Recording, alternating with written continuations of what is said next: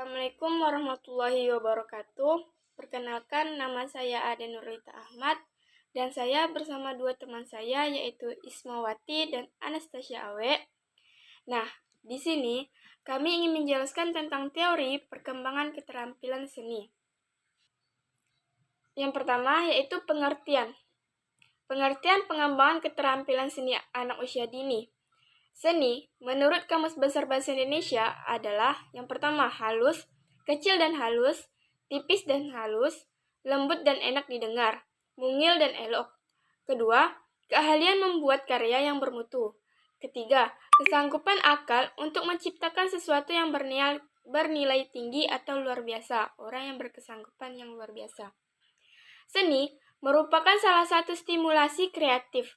Artinya, melibatkan seni dalam pembelajaran dapat mengaktifkan lebih banyak area-area dalam otak daripada tanpa melibatkan seni. Suyadi 2014 171.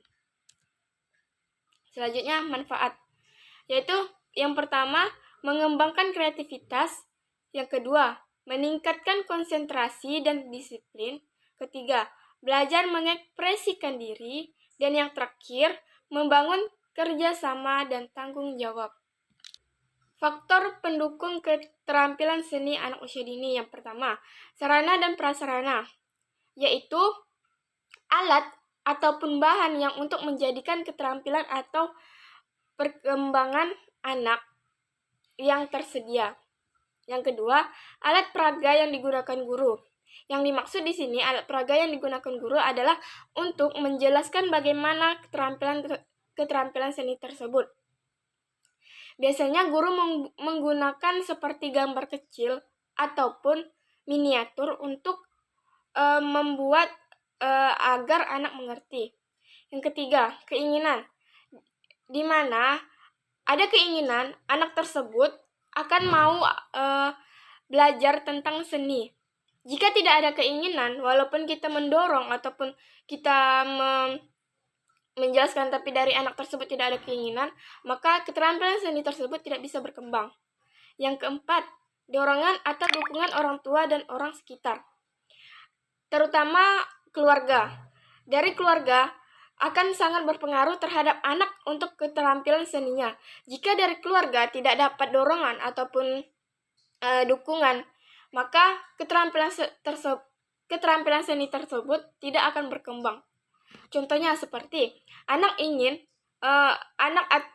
mempunyai hobi melukis, menggambar ataupun menari.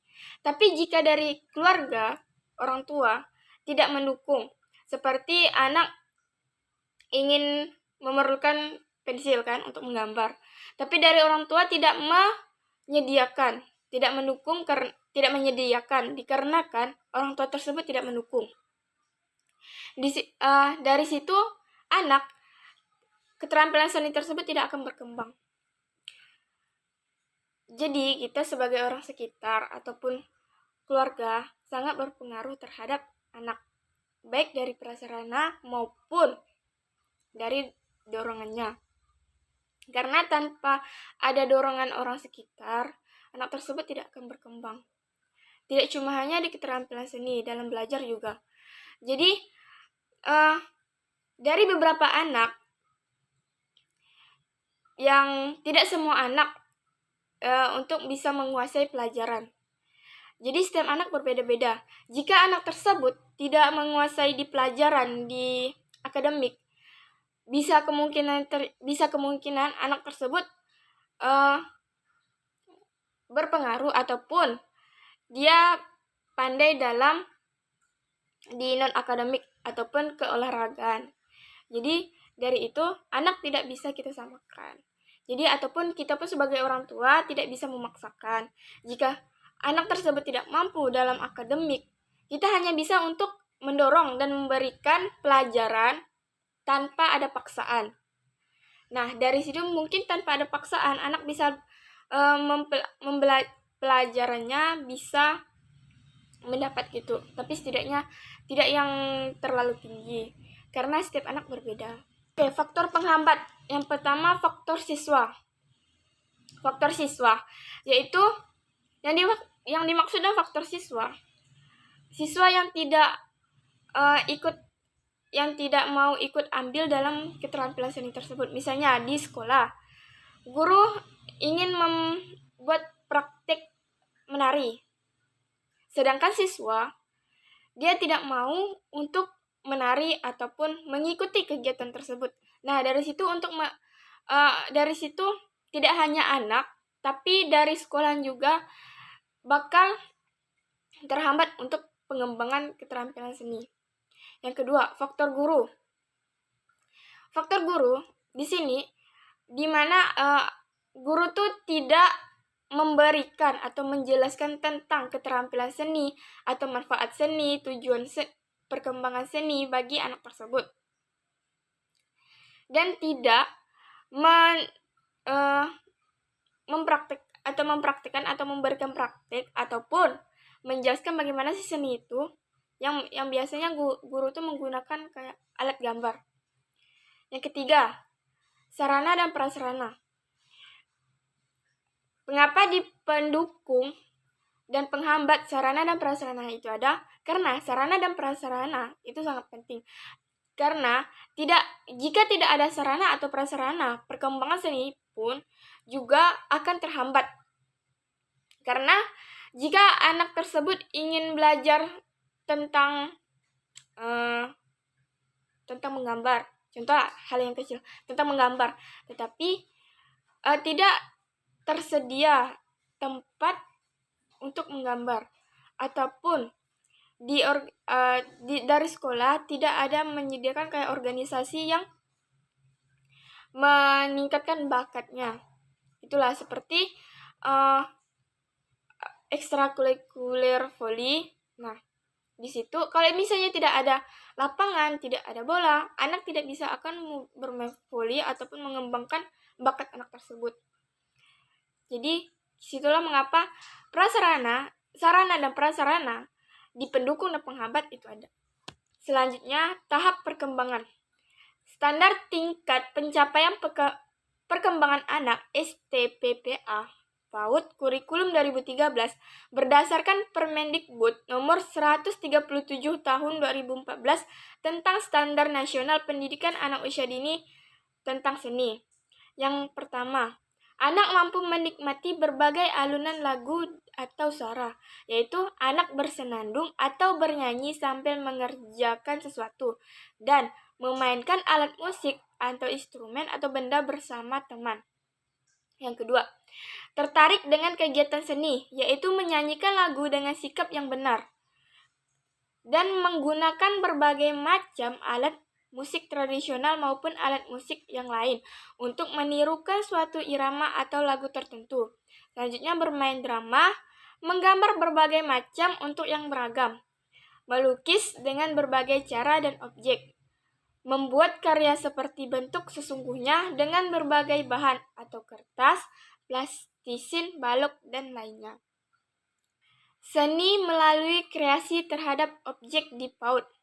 Objek adalah suatu benda, hal, dan sebagainya yang dijadikan sasaran untuk diteliti atau kreasi, diperhatikan, dan sebagainya.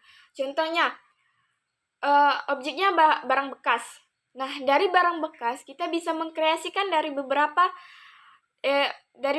barang bekas tersebut menjadi barang yang berguna kembali. Tuh. Aktivitas seni dalam kelas: 1. Mewarnai, 2. Menggunting dan menempel, 3. Menggunting dan melipat, 4. Mencetak, 5. Menyusun, 6. Merangkai, dan yang 7. Bermain musik. Dan yang lain-lainnya yang bisa menjadikan aktivitas seni dalam kelas. Yang tidak bisa disebutkan ada beberapa. Oke, yang untuk menggunting dan menempel itu contohnya mozaik. Dan yang menggunting dan melipat contohnya itu menggunakan origami, ataupun origami membuat beberapa kreasi. Baik teman-teman, Kali ini saya, Ismawati, akan melanjutkan presentasi PPT yang telah disampaikan oleh Ade Nurnita Ahmad. Kali ini tentang mewarnai. Mewarnai secara harfiahnya adalah membubuhkan warna atau cat pada suatu gambar.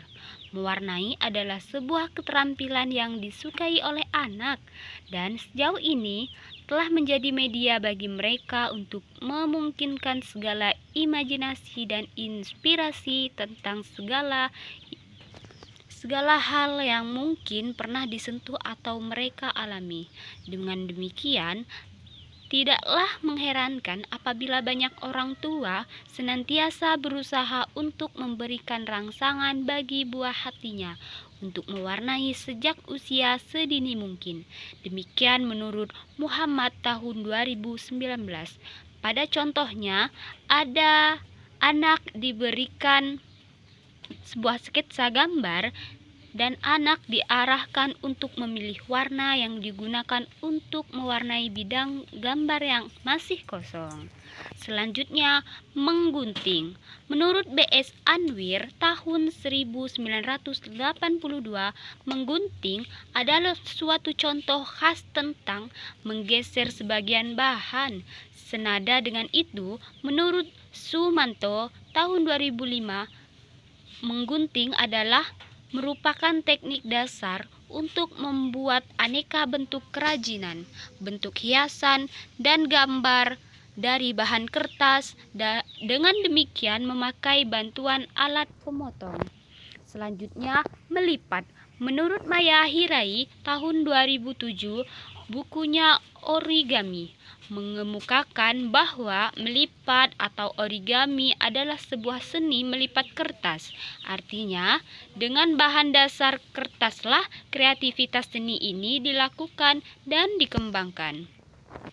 Selanjutnya, menempel. Dalam KBBI 2002, menempel diartikan sebagai melekat sesuatu dengan lem atau perekat senada. Dengan itu, Martha Christine tahun 2009 menyatakan bahwa kegiatan menempel adalah salah satu kegiatan yang sangat menarik dan banyak diminati anak-anak karena berkaitan dengan meletakkan dan merekatkan suatu. Di sini saya akan melanjutkan presentasi dari teman saya. Langsung saja kita masuk ke bagiannya. Mencetak. Mencetak adalah memberikan gaya atau suatu tekanan pada suatu benda untuk menghasilkan suatu bentuk gambar. DVD Book 1982 atau 36. Sedangkan menurut Rahmat, mencetak adalah kegiatan karya seni rupa dalam bentuk dua dimensi yang dilakukan dengan menggunakan alat cetak hasil kreasi sendiri atau orang lain sebagai hasil ungkapan perasaan dari apa yang dilihat, diraba, yang menjadikan kesan keseluruhan. Setelah itu ada menyusun. Menurut Kamus Besar Bahasa Indonesia KBBI, arti kata menyusun adalah mengatur secara baik. Contohnya, menyusun karangan bunga. Arti lainnya dari menyusun adalah menempatkan secara beraturan. Setelah itu ada merangkai. Menurut Kamus Besar Bahasa Indonesia atau KBBI, arti kata merangkai adalah menyusun atau mengatur menjadi rangkaian-rangkaian. Contohnya, seni merangkai bunga. Merangkai berasal dari kata besar rangkai. Selanjutnya, musik.